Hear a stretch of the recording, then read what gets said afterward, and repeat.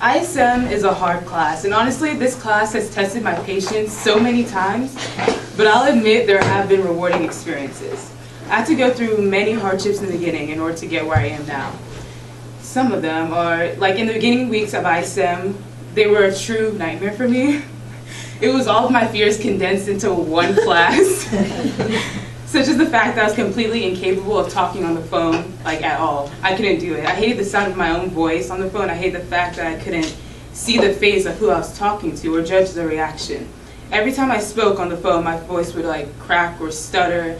I couldn't even talk on the phone to order pizza for the longest of time, or schedule doctor's appointments. I couldn't do that. I had problems talking to adults, and I still have this problem. And this may sound rude, but I don't like adults at all. I'm sorry. I've never been comfortable around adults, and I'm not sure why, but I've kind of gotten over this because of Dr. McLean. He's really helped me since he's really cool, and I like being around him, so that's helped. I don't know if many of you guys noticed, but when I'm not really engaged, my voice sounds very monotone, and it seems like I'm being rude, but it's not like I don't care, it's just that I don't have emotion or anything. I just have no feelings towards it. And my parents were actually listening in on a phone conversation and pointed this out to me because I was having an interview with Miss Cassie Gold. She's a crime investigator for Dallas County Forensics Office. And I was on the phone having this phone interview, and I was going on and on, asking her questions and like kind of interrogating her. That's what my parents said. It was an interrogation because my voice was so monotone. And I've been working on this to add inflection into my tone, but I think I still have problems with this, and I'm still working on it. I'm glad I had to go through all of this because conquering my fears and fixing myself has led me to Dr. McLean, and I'm learning so much from him too. So just last week, after many cancellations, I finally met with my mentor Monday, February 2nd. The meeting was held in order to discuss the final presentation project. At first, I was very nervous when sharing my ideas, and I suppose it's because Dr. McLean is an extremely knowledgeable person, and I look up to him, and every time I spoke, there's like this crippling fear that my ideas and thoughts would not be valued in his eyes.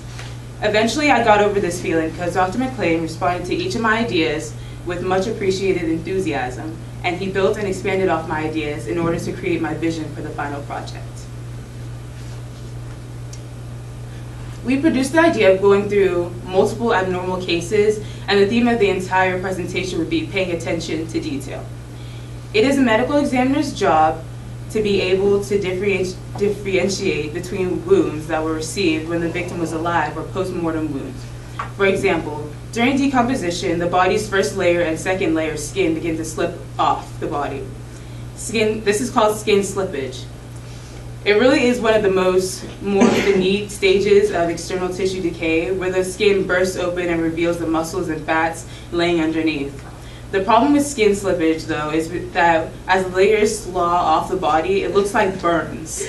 So it's the medical examiner's job to determine whether it's just skin slippage or burns.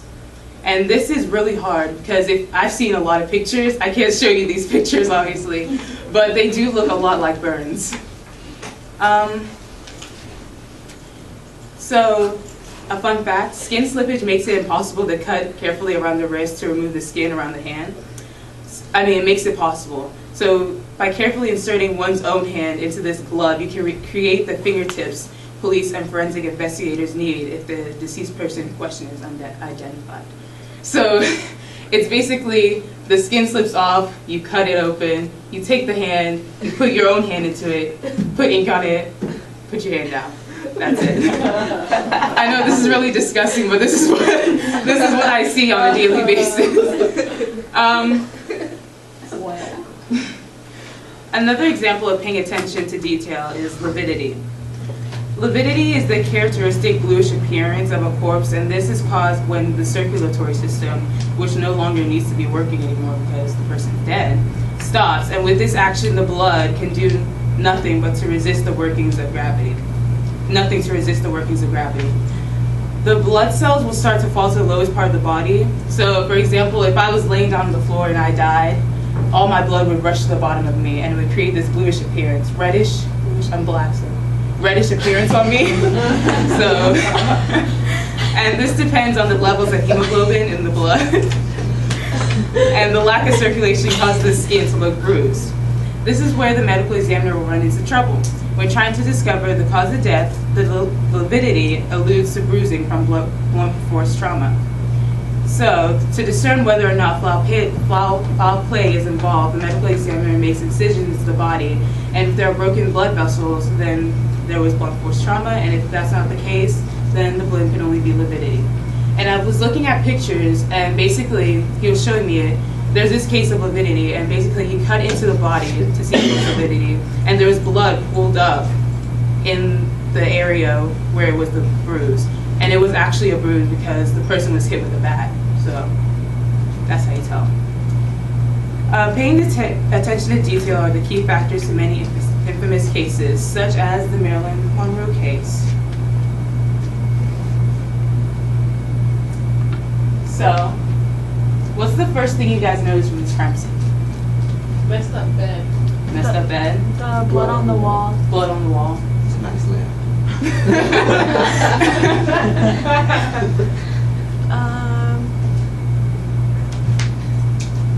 Unorganized junk.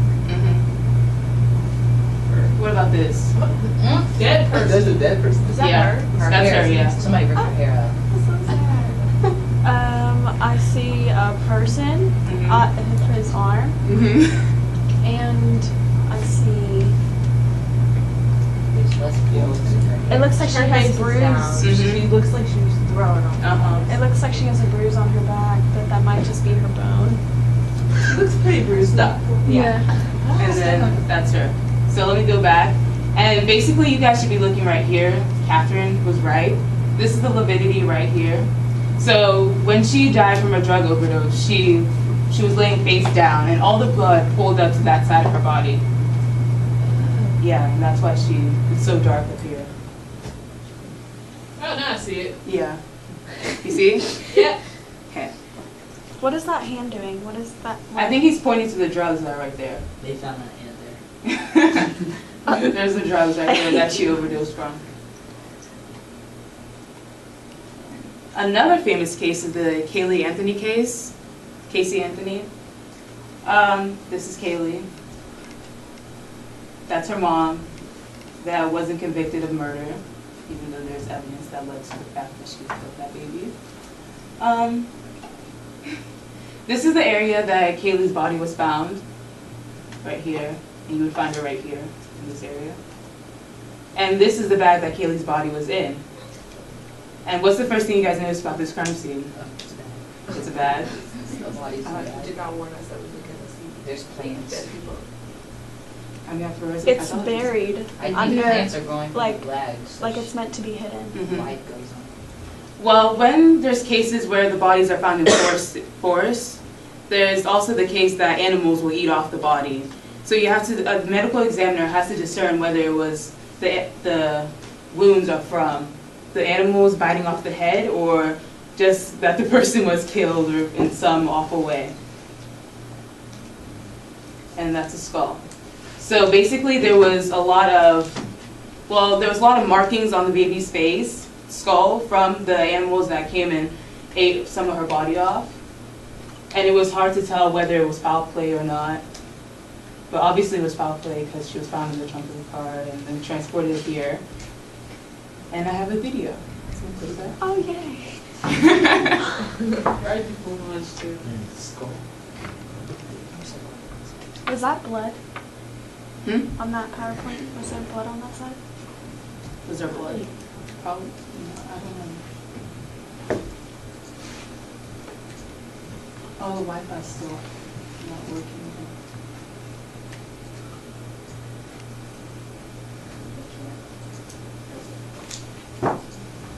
Oh, well, I can explain it. Well, in Irving last year, a baby was found in a porta potty drowned. And they were wondering how this baby got in the porta potty. Well, after some investigation, they realized that this baby was from another girl who gave birth in a porta potty and left the baby there to drown. Well, a porta potty, as you guys know, is not just filled with liquid. It has this blue blue liquid kind of thing. It's like a gel-like substance, and it's filled with enzymes that eat away at the poop and all that. And so they were trying to figure out whether the baby died from foul play, the baby was left there to drown. They were trying to find out whether it was foul play or the baby was a stillbirth. Well, they took the baby and cut the baby open and realized there was this blue gel-like fluid in the lungs. And do you guys know what that would mean? She drowned. Yeah, the baby drowned. So that would mean that the baby was left there by the mother purposely to drown in that porta potty. And I don't know if you guys know about birth, but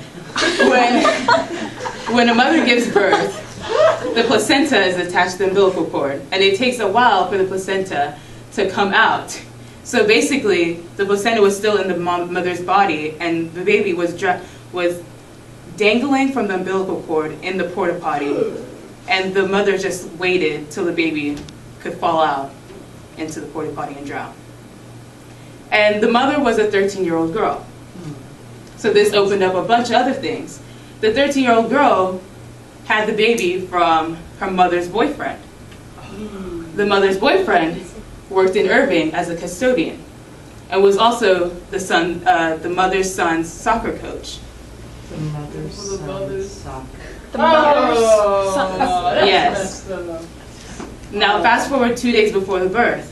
The man gave the mother pills so she could have an early birth. So did she show signs of pregnancy or no? Yeah, she showed signs of pregnancy, but no one noticed it, which I find it hard to believe.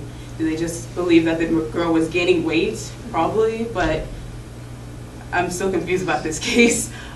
So the man was arrested, and the girl was in the hospital for a while because she forced the baby out of her with pills when it was close to full term. And then the man went to jail, obviously, because he was the one that gave the girl the pills to give birth in the porta potty, and he was responsible for getting that girl pregnant and sexually assaulting her. I'm sorry, is this Irving, Texas? Irving. I'm done. Irving Mars. So, this is all what I learned in the meeting with Dr. McClade, and this was a very informative meeting, and the rest of the hour and a half was used to go through possible cases. He invited me over to the office next week so I could begin reading through cases so I could use for my final presentation. And overall, I'm very excited for my final presentation, and I'm excited for the rest of it, ISM, because I feel like I'll accomplish so much in this class. Thank you. Who did maybe? Sorry, did you have a quote? Hmm? Did you have a quote?